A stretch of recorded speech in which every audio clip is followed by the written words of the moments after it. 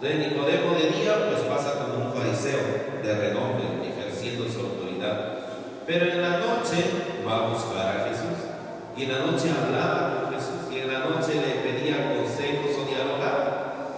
Entonces esa práctica a veces se dice, no estás como Nicodemo, porque aparenta uno en el día, tal vez una apariencia por un cargo, por un puesto, por una familia que somos de renombre. Pero muy en el fondo está este deseo de conocer, de saber.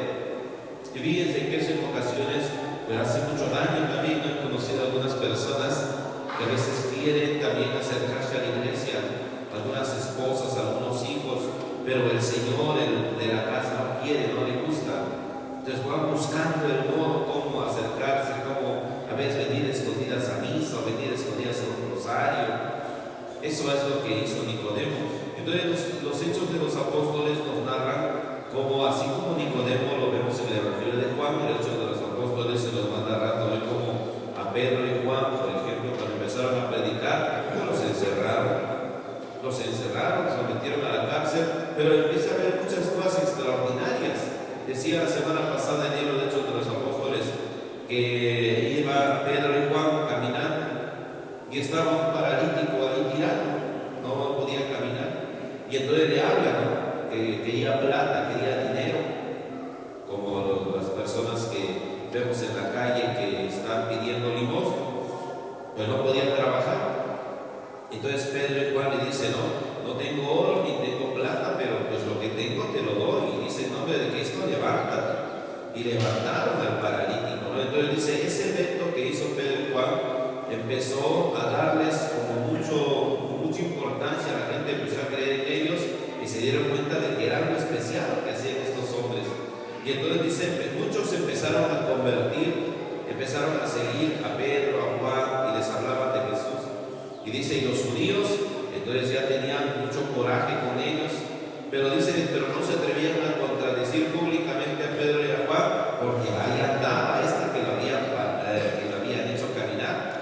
Entonces era la prueba. Aquel hombre que estaba tirado, que no podía caminar, lo levantó Pedro y Juan. Entonces dice, no se atrevían a contradecir a la gente, porque la gente veía que ya caminaba. Entonces por eso después dice el libro de Hechos de los Apóstoles, y entonces por todos los caminos donde pasaba Pedro, dice, ponían en camillas o sacaban a todos los enfermos, por lo menos para que la sombra de Pedro pasara y los curara. Ahí es donde empezó esta maravilla del cristianismo, porque Pedro empezó a tener mucho poder. O sea, Jesús, el resultado le da poder le da a Pedro todo ese poder, como a todos los apóstoles. Pero empieza ahora, entonces se enoja con ellos y ahora los ponen presos. Pedro y Juan se van a la cárcel, pero hasta ahí también recordaremos, y lo estaremos viendo mañana y pasado mañana, como lo vimos de ahí estando en la cárcel, pues ahí están rezando. Y ahí los guardias se duermen y llega un ángel y los saca. Pero ellos no se salen, ellos se quedan ahí en la cárcel porque saben que los guardias pueden espantarse, pueden meterse en problemas. Entonces Pedro, Santiago y Juan los apresaron muchas veces.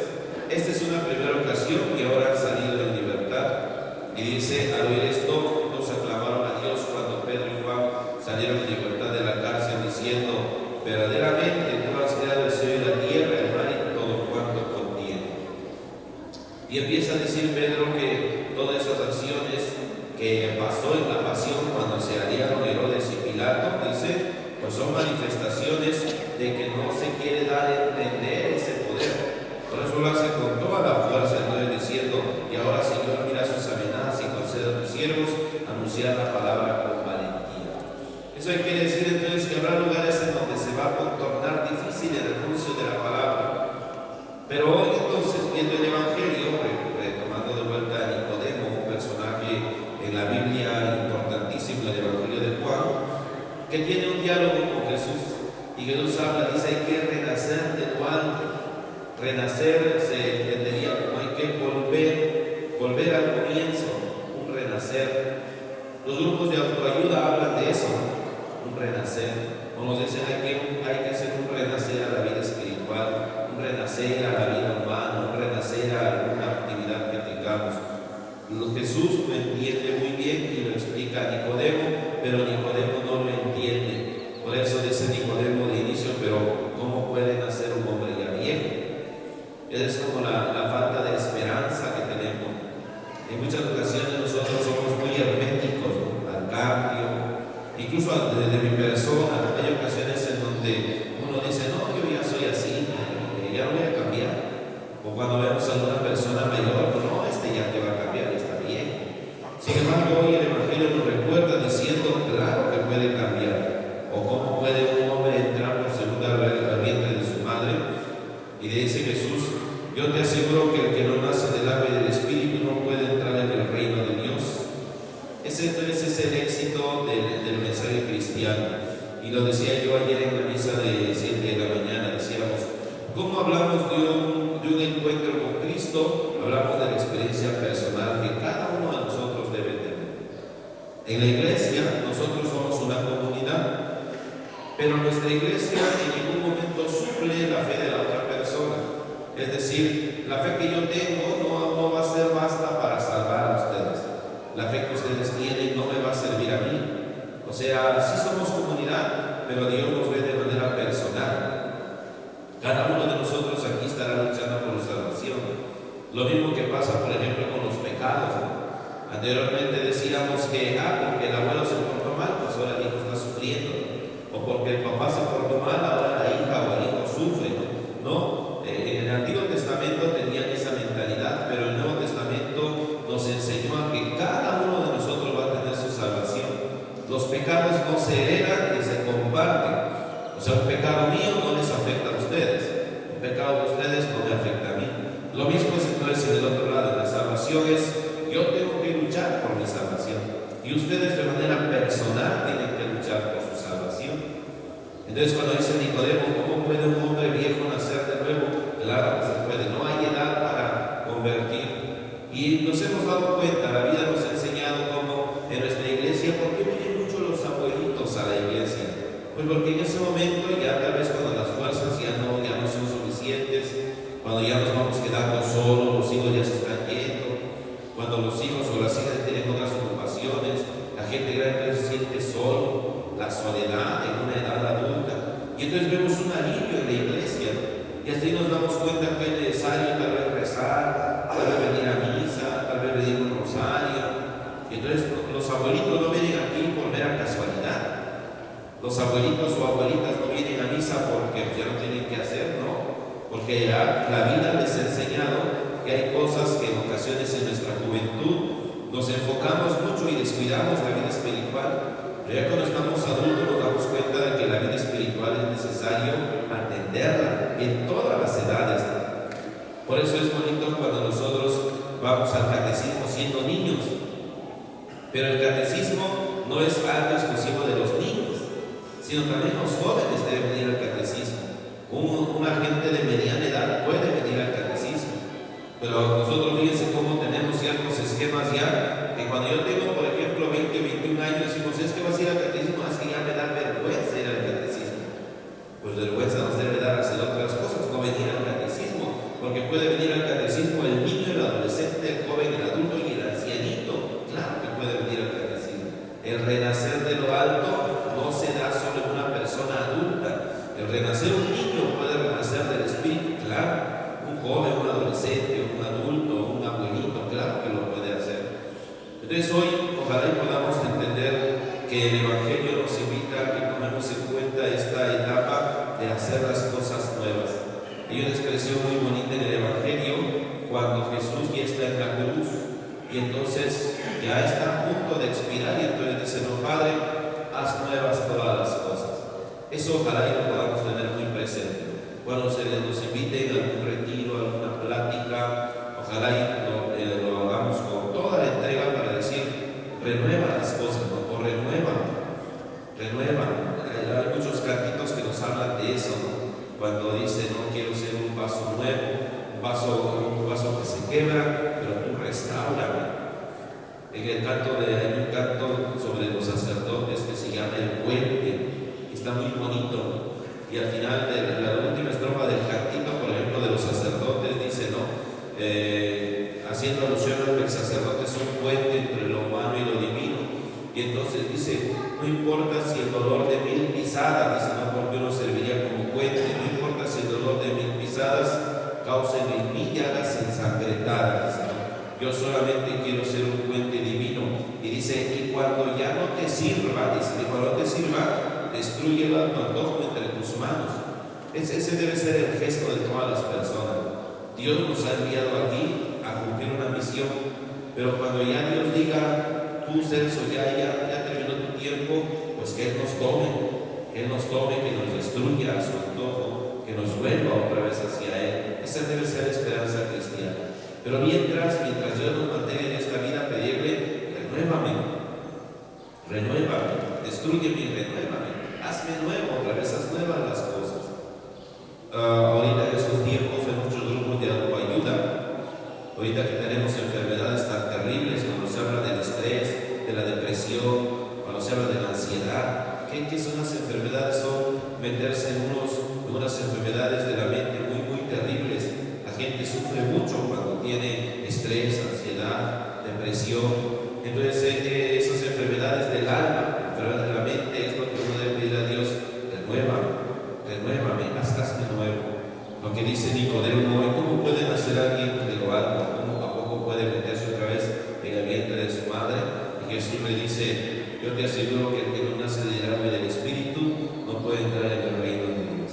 Hermano de San Miguel de Quiapa, iniciamos este primer día de novenario en honor al milagro de nuestro santo patrón, el arcángel San Miguel. Yo los invito para que sigamos viniendo todos los días por 9 días hasta el día 8 de mayo a las celebraciones, y lo daremos a entender por esta dinámica, como la liturgia nos va a llevar, leyendo Hechos de los Apóstoles y leyendo el Evangelio de San Juan todos los días. Que Dios les bendiga a todos. Iniciamos con mucha fe esta fiesta, este novenario, y pedimos a San Miguel Arcángel que nos sobre también los milagros. Cada uno de nosotros deseará seguramente un milagro, en cuestión de salud, en cuestión de problemas familiares, en cuestión de la comunidad, en cuestión del trabajo aquí en nuestra iglesia, en cuestión de la parroquia, la diócesis.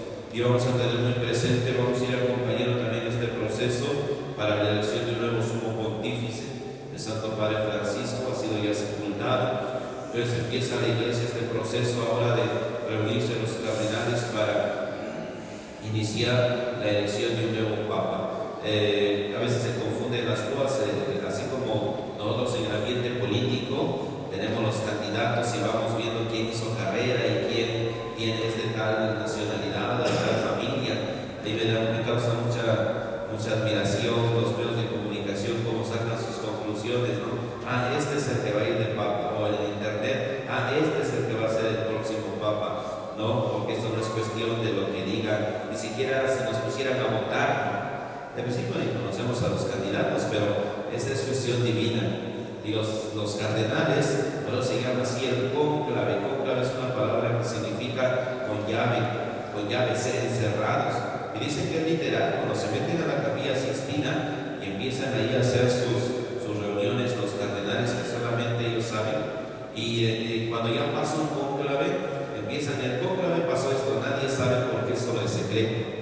O sea, los cardenales, ninguno comenta en realidad qué pasa. Las películas que hemos visto, apenas salieron hace como un mes, salió en Netflix una película así, cónclave. Pero son digamos, simulaciones. Por ejemplo, han hecho películas de los papas. Hay una película de San Juan Pablo II que se llama El hombre que se hizo papa, o hay una película de Juan XXIII, el Papa Bueno. Pero como toda película, pues tiene ciencia ficción, tiene ahí alguien que sí ha escrito, alguien que piensa qué ha de pasar ahí dentro en la Capilla Sixtina, pero eso es algo que se mantiene en secreto, solamente los cardenales. Y hay un evento muy curioso, si lo marca el derecho canónico, dice que previo a una reunión, porque no se reúnen a veces hasta que vaya completándose los votos, ellos piden por la ayuda del Espíritu Santo, el Veni Creator, canto en latín, el Veni Creator Spiritus.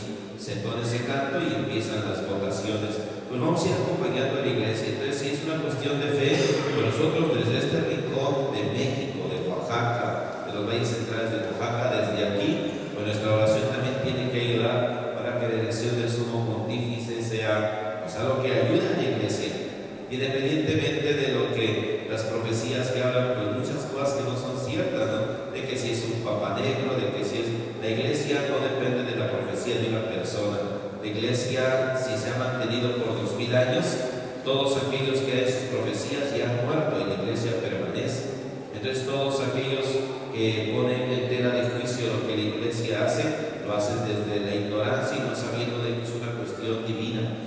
Y nuestra iglesia es eso, una cuestión divina. La iglesia es algo divino y algo humano. En lo humano podemos nosotros sacar conclusiones, pero el que decide al final es Dios.